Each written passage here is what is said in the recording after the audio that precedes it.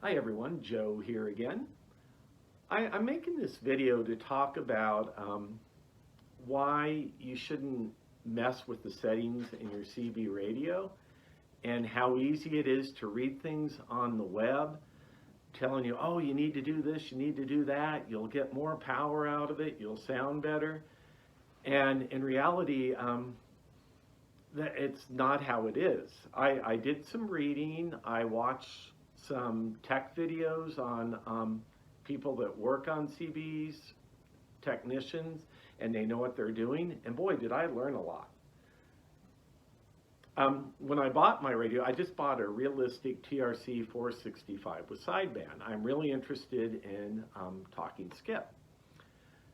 So I wanted to get all the power I can out of it. So I read a couple articles on the internet that users had posted, and boy, they sounded like they knew what they were talking about. And so I made some settings on my CB, and it didn't sound good. I was getting more power out of it, and how they were showing the power is using your SWR power meter. And the watt meter on this is not really very accurate. Well, it's accurate, it's showing watts, but it's what you call a dumb meter. It doesn't know where those watts are coming from. How a meter works is you're giving electricity to the meter, and when the electricity increases, the needle's going to swing up more. And of course, when you're giving it, your radio's putting out more power, it's not necessarily going to transmitting more power. And how I learned that was some of the articles I read, one in particular, it said you need to turn up your automatic level control all the way, and you need to turn your automatic modulation control up all the way.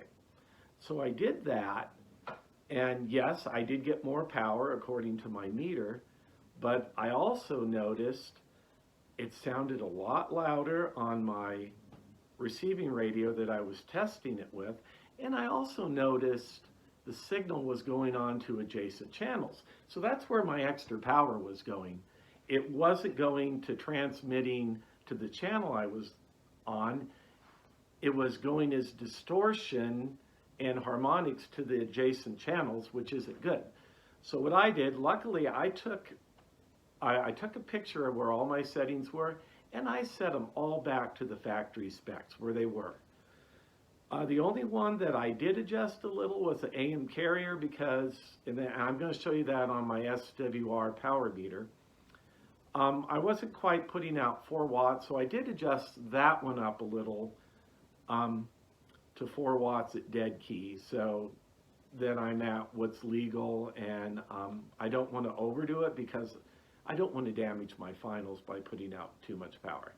So I'm going to take you over to my power meter, and I'm going to show you the settings on my antenna. I have a dipole that I built, a half dipole that I built, and I have under the roof eaves outside my window here. And it's tuned really well, and I wanted to show you the power difference on a low SWR reading and a higher SWR reading.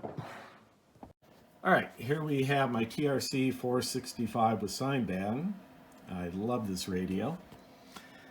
And what we're going to do is we're going to look at our SWR and what we dead key at. So before we look at the SWR, let's turn the gain and volume all the way down, because when you adjust your SWR, you don't want any noise coming in through the mic. So let's go over here, line it up here. All right, let's put on SWR. Let's see, just the meter looks pretty good. Let's see what our reading is here. As you can see, it moves very little. All right, let's put it on 10 watt, and let's see how many watts we're putting out. Okay, we're probably putting out a little over 4, probably about 4.4 or 4.5. All right, let's go to channel 40 over here. And again, let's check our SWR. Let's turn it down just a little. See, it's kind of hard to reach here. Let's try it like this.